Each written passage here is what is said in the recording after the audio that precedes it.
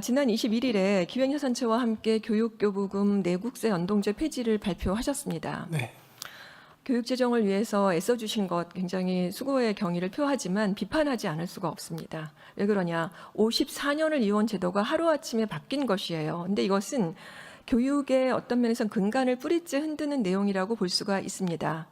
그런데 이것이 너무 급하게 처리된 것이에요. 이를테면 학생이나 학부모나 선생님이나 당사자들의 이런 의견을 제대로 수렴하셨습니까?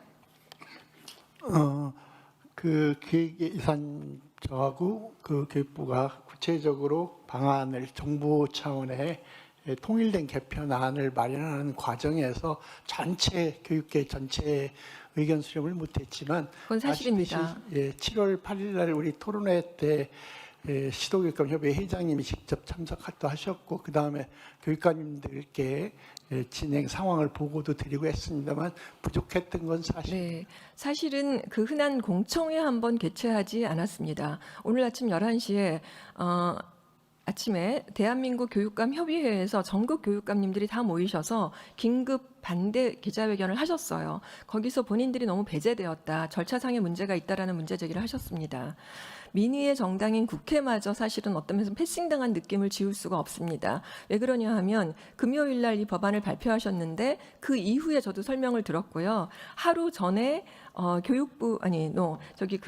청와대에 그 비서관이 20일 날, 그러니까 금요일 날 21일 날 발표되기 하루 전날 들어보셨죠? 긴급행동이라고. 긴급행동이 360개가 넘는 교육 시민단체 연대단체거든요. 근데 거기서도 그 단체는 교사, 학부모, 학생, 교육공무원, 교육공무직원들이 교육계 전반이 다 망라되어 있는 연대체인데 거기서도 하루 전에 21일 날 발표하기 하루 전날 청와대 비서관으로부터 말씀을 들었다는 것입니다. 그러니까 많은 분들이 이렇게 여론이 형성되지 않은 채로 그리고 수기가 공론화가 되지 않은 상태대로 너무 빠르게 진행됐다라고 하는 그 상실감이 있는 것이에요. 박홍근 기획예산처 장관님도 그렇게 생각하십니까? 의견 수렴이 잘 됐다고 보십니까? 의원님, 2012년도 제가 초선 국회의원 교육위원회 4년 동안 오롯이 있었는데요. 그때도 이 문제 제기가 되어 왔었습니다. 그 전부터 했습니다. 이 교육재정 개편에 대한 이야기는 지난 20년 동안 지난하게 제기되었던 사안이었고요. 특히 우리 국회에서뿐만 아니라 또는 정부 차원에서뿐만 아니라 여야 그동안 진보 보수 정권 마찬가지였습니다.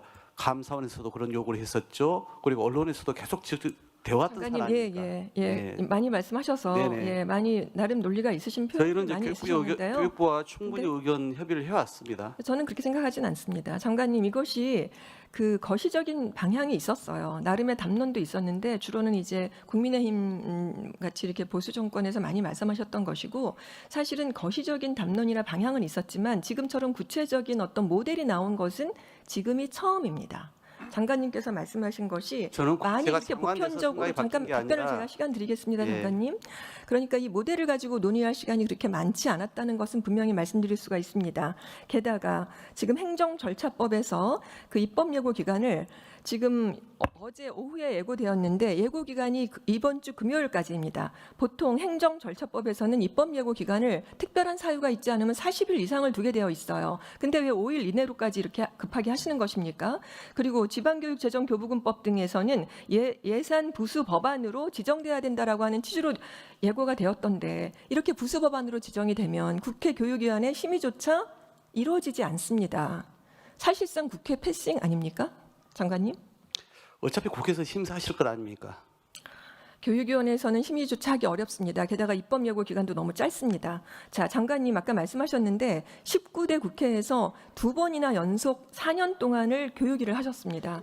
박홍근 장관님께서는 사실 4년을 교육에 굉장히 애정을 가지신 분이었는데 잘 아시겠지만 교육 재정은 경직성 경비에 대한 비중이 너무 높습니다. 인건비는 60% 이상이고요. 여기 학교 운영비까지 확장해서 보면 80%가 넘습니다. 여기 그림 한번 보시죠. 그림 보시면 교육 재정에서 시설비로 지출하는 비중이 해마다 늘어나는 추세이기 때문에 장기 추세에서 보면 우상향하고 있는 것을 확인하실 수 있습니다. 자, 무슨 말이냐? 공사비 단가도 매년 오르고요. 노후 학교 시설들이 많아서 공사비가 계속 늘어날 가능성이 아주 높습니다. 장관님의 지역구이신 중랑구 학교들도 그럴 거라고 생각되는데 어떠십니까? 당연하죠. 네, 당연합니다. 예. 자, 또 계속 제가 살펴보겠습니다. 정부가 추산한 내용대로 하면 교부금 개편 이후에 내년 교육 교부금이 올해보다 3.2조 원이 증가합니다. 잘 기억해 보십시오. 3.2조 원이 증가한다고 하셨습니다. 그런데 인건비를 보면 상승분이 2024년 결산에서 1년 사이에 전년도보다 2.3조 원이 늘어납니다. 그러니까 한 해가 가면은 인건비 상승이 2.3조 원이 저절로 그냥 빠져버리는 것입니다. 3.2조 원이 증가해도 일단 2.3조 원이 빠집니다.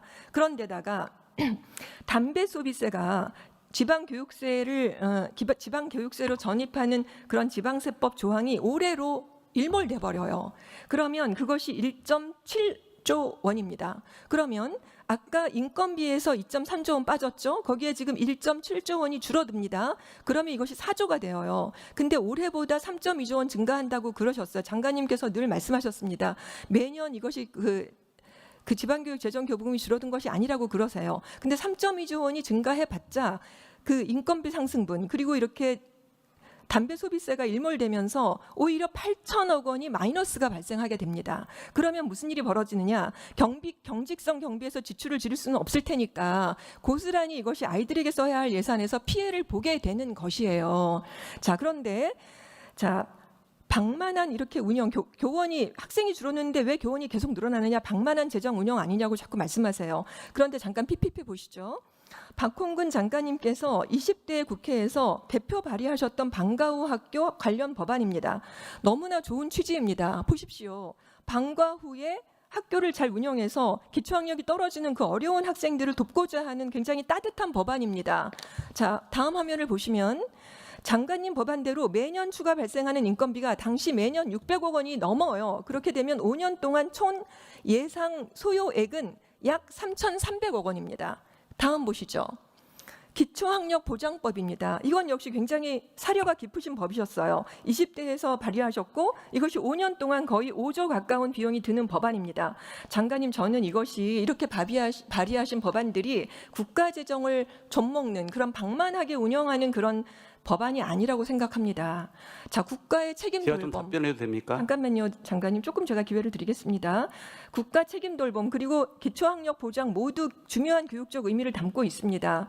그런데 이렇게 학생이 그러니까 많이 줄어도 이렇게 인건비가 늘어날 수밖에 없는 이유입니다. 발의하신 법안들 장관님 말씀해 주십시오. 어떻게 혹시 생각하시는지. 지난 5년 동안 학교의 인력이 얼마나 증원되는지, 교사가 아닌 교사 외의 인력이 얼마나 증원되는지 잘 알고 계시지 않습니까? 그 이유가 무엇입니까? 자, 그 이유는요. 제가 말씀드려 볼까요? 제가 마저 말씀드리겠습니다. 네. 저에게 답변할 기회를 주셨으니까. 짧게 해 예, 주십시오. 좋습니다. 우선 그동안 너무 교육 재정은 불안정성이 계속 이어져온 것을 너무 잘 알지 않습니까? 이렇게 내국세 연동 구조로 인해서 빚어진 일입니다. 이것을 더 안정적으로 바꾸겠다는 것이 무엇이 문제입니까? 두 번째, 지금보다 교육 재정을 줄이지 않겠다. 해마다 그동안 평균 20년 동안 그 추세가 있는데 그 정도는 거의 보장하겠다. 그것이 무엇이 문제입니까? 제가 지금 그리고 설명을 드렸지 않습니까, 장관님? 3.2조 원이 늘어난다고 하셨어요. 그런데 오히려 마이너스 3천억 원입니다. 아니, 8천억 원입니다. 저희가 그건 다 제가 현장의 수요를 반영해서 제가 그 설계를 했고요. 더구나 저희가 두 가지 장치를 더 만들었다고 하지 않았습니까? 첫 번째, 전년도보다 교부금은 줄어들지 않는다. 어떤 상황이 오든 간에. 그동안은 내국세가 예를 들어서 아주 악화됐을 때는 오히려 펑크가 났었죠. 불용을 했죠. 그래서 지방교육조직이 어렵지 않았습니까? 그런 걸 제가 방지하겠다는 장치를 만들어 드린 거고요. 두 번째는 만약에 전년도보다 줄어드는 상황이 오면 우리가 재정을 통해서 돕겠다. 이렇게 지금 설계가 되지 장관님, 않습니까? 그래서 그것을 그다음에 세 번째, 그거 외에도 원래는 그걸로도 충분합니다만은 또 교육부의 요청에 의해서 향후에 국가 교육 재정이 악화될 경우에 그럴 때는 저희가 재정을 통해서 지원하겠다는 부분까지 다 이렇게 지금 같이 자, 장관님. 포함시키지 않았습니까? 그 말씀은 사실 제가 지금 말씀드리는 거에 대한 적확한 답변이 되지 못하십니다. 자, 보십시오. 지금 미래 대응 기금의 교육 인재 재정에서도 쓸 수 있다고 그러셨지만요. 거기에는 칸막이가 나름 있습니다. 4개로. 그런데 거기에 그 교육 인재 계정 그 어카운트에서는 국가 정책상 시급한 경우 그리고 대규모 재정 투입이 필요한 경우라고 적시해 놓으셨어요. 이것이 얼마나 요건이 까다로운지 그 실효성은 저는 굉장히 의심할 수밖에 없다고 생각합니다. 자, 게다가 이것을 지금 기금으로 묶어두셨는데 그렇게 되면은 정부의 운영 재량에 따라서 집행 내용이 달라질 수밖에 없기 때문에 안정적인 집을 짓는 것이 아니라 매년 옮겨 갈아타야 하는 텐트를 짓는 것 같은 느낌을 저는 지울 수가 없다는 전혀 말씀이고요. 그렇지 않습니다. 잠깐만요, 제가 장관님. 교복은 네. 보십시오. 그동안 2005년도부터 20년 동안 10% 이상 급증한 게 5번인데요. 전년 대비 감소한 게 6번입니다. 앞으로 이렇게 불안정성을 유지하실 겁니까? 그리고 내년도 지금 교복은 규모 말씀하셨는데 이 제도 개선으로 인해서 내년도가 올해가 이제 75.7로 잡는다면 내년에 자. 말씀하신 것처럼 78.9입니다. 그런데 그 다음 년도부터 보시면요. 84.3, 90.1, 90.7로 계속 올라갑니다. 그래도 제가 말씀드렸지 않습니까? 지금 그 고정 비율, 고정 재정이 엄청 그러니까 교육에서 이렇게 많아요. 자, 연동되다 보니까 여유 있는 장관님한테 지원을 제가 가지고 시간 이렇게 관계상- 이번에 교육감들이 무슨 펀드 만들어준다 이런 방만한 집행들 계속 나오고 있지 않습니까? 그러니까 언론도 국민도 감사원도 이거 다 고치한다고 얘기를 해야 하는데 교육들만 그거는요 기다리고 그렇게 있었던 것이죠. 퍼센테이지가 크지가 않아요. 대다수 그런 것이 아닙니다. 그리고 일부 교육감들이 그런 것이지 전체 예산에서 퍼센테이지를 보면 굉장히 미미합니다. 자, 그리고 제가 이렇게 계속적으로 열변을 토하는 이유는 이주 배경 학생이라든지 특수교육 대상 학생이라든지 이런 이를테면은 이주 배경 학생 같은 경우에는 작년 기준 3만 3천 명으로 전년도보다 20%나 증가해 버렸어요. 그리고 특수교육 학생들도 굉장히 증가 추세입니다. 이렇게 학생 수가 준다 그래서 학교 수나 학급 수가 곧바로 줄어드는 것은 아니고요. 이를테면 소규모 학교 같은 경우도 폐쇄해야 된다는 말이 있지만 그렇게 되면 학교가 사라지면 마을도 사라지기 때문에 현 정부가 국가 균형 발전을 한다고 하는 그 기조에는 굉장히 역행하는 정책이 될 수밖에 없습니다. 자, 그리고 이렇게 기금에다가 의존하게 되면 이걸 통째로 심의를 받기 때문에 이를테면 국회나 지방의회 심의를 제대로 받지 않게 되는 것입니다. 그렇게 되면은 지방교육 자치에 역행하는 것이다라고 하는 말씀을 아침에 오전에 11시에 교육감님들도 기자회견에서 말씀하신 것이에요. 교복은 그대로 집행됩니다. 교육청으로. 지금과 똑같이 갑니다. 그리고 말씀하신 인건비가 전체 60%를 차지한다고 해서 사실은 학령 인구 감소분에 0.4만 반영을 하는 것이 합리적입니다. 그럼에도 불구하고 그런 인건비 플러스 0.5 부분까지 더 감안하여 근데 5%까지만 반영을 하게 장관님 되는 정말 것입니다. 그렇게 확신하십니까? 저는 그 이재명 대통령께서 순방하고 오실 때마다 그런 말씀 많이 하셨어요. 해외 나가셨었는데 교육에 대한 칭찬을 되게 많이 듣는다. 우리나라 부존 자원도 부족하지만 사람과 교육을 통해서 이렇게 성장해 왔다. 그래서 교육의 중요성을 자주 언급하셨습니다. 그리고 K컬처, K푸드 이렇게 유명한데 세계적인데 이제 K교육으로 나아가야 되는데 제가 아까 말씀드린 여러 가지 연유에 의해서 그렇게 재정이 풍부한 것이 아닙니다. 자, 총리님, 우리나라 대한민국의 학생 수 전체 얼마인지 아십니까? 전체 학생 숫자는 제가 네, 789만 명입니다. 유초중 등 학생들 555만 명이고요. 대학생은 234만 명입니다. 그래서 789만 명인데요. 적지 않습니다. 그리고 학부모님들이 계시고 51만의 유초중고 교원들 그리고 23만 교수들이 있습니다. 굉장히 교육계 가족이 굉장히 많은 것이 아니겠습니까? 그래서 더 의견을 들어야 한다고 생각합니다. 이렇게 54년 동안 이어온 제도를 몇 개월 만에 뚝딱 처리하는 것 국민 주권 정부라고 보기 어렵겠다고 생각합니다. 게다가 이것이 만약에 잘못되면 이재명 정부가 어떤 면에서는 뭐 교육 재정에 문제가 생기면 대통령께서 이 교육을 뭐 이제 망가뜨린 이런 대통령이다라고 혹시 하는 그런 평가가 나중에 나올 수 있는 그런 누가 되지 않겠습니까? 저는 그것도 사실상 걱정입니다. 자, 여기까지 하겠습니다. 자, 지금 한 2분 정도 남았는데요. 자, AI 국가 전략, 인재 전략에 대해서 말씀드리겠습니다. 총리님, 정부가 AI 3대 강국을 목표로 하고 있지 않습니까? 네, 그렇습니다. 근데 AI 경쟁에 대해서 지금 굉장히 변화가 많이 일어나고 있는데 하나의 모델 지금 도파모 지금 세계 기업까지 하셨는데 그게 모델을 잘 만드는가로 이제 끝나는 것 같지가 않아요. AI 경쟁은 어떤 면에서는 이제 모델 성능이 핵심이었다고 한다면 지금 이제 시스템 경쟁으로 나아가고 있는 것 같아요. 총리님께서 누구보다 잘 아실 텐데요.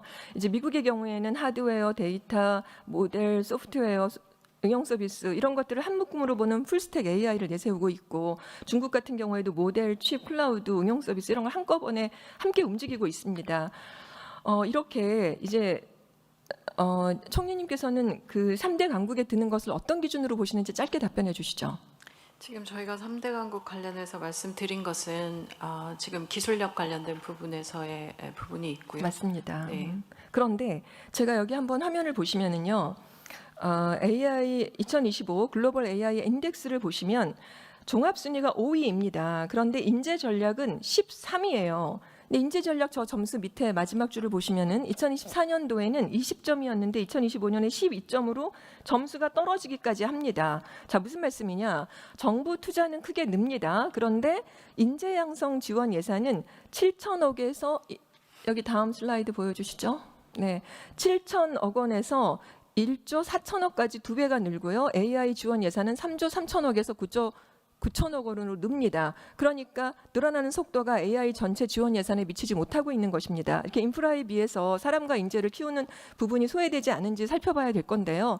그 8월 6일자 중앙일보 칼럼에 보면 인재 유출을 막지 못하면 글로벌 AI 허브 구상 공연불이 된다라는 내용의 칼럼이 있습니다. 세계은행에서 지난 4일 발표한 세계개발보고서 2026 인공지능의 약속에서 보면 AI 핵심 인재가 너무나 많이 유출되고 있다는 것이 핵심입니다. 중국이나 일본, 미국이나 중국은 핵심 인재들이 들어오고 있는데 우리나라는 너무 많이 빠져나가고 있어서 2011에서 24년 동안 1,716명이 순유출되었다라고 하는 것입니다. 인재가 이렇게 유출되고 인재 양성이 되지 않는데 AI 3국 소개를 될 수 있을까요? 그럼 지속 가능성이 있을까요? 생각해 주시기를 바랍니다. 고맙습니다. 네, 총무님 말씀하세요. 네. 그 의원님 주신 부분 굉장히 중요하다고 생각하고 있고, 그리고 인재를 저희가 한국으로 들어오게 하는 부분하고 또 AI 인재 육성 관련된 부분들은 지속적으로 정말 강화해 가고 있습니다. 물론 그럼에도 불구하고 AI 인재라고 하는 그 인력 규모 자체가 워낙 적기도 하고 글로벌하게 모두 다 AI 인재를 확보하기 위해 굉장히 큰 규모의 금액들을 쓰고 있는 것도 잘 아실 겁니다. 그 부분에서는 지금 과기부에서 굉장히 집중적으로 아예 현지에 나가서 찾아오거나 하는 일들을 적극적으로 하고 있어서 의원님 걱정 주신 것들 잘 듣고 저희도 더 적극적으로 움직이겠습니다. 그리고 아까 뭐 교부금 관련해서 주신 말씀들은 지금 초등 부분 그리고 중고등 부분 관련된 부분들 하고, 그리고 지금과 같은 이렇게 특별하게 관련된 부분들의 예산은 과기부에도 있고 또 여러 부처들에 좀 있는 부분들도 있습니다. 그래서 그 부분들은 뭐 추후에 좀 더 기획예산처 장관께서 추가 더 설명해 주실 부분이라 생각합니다.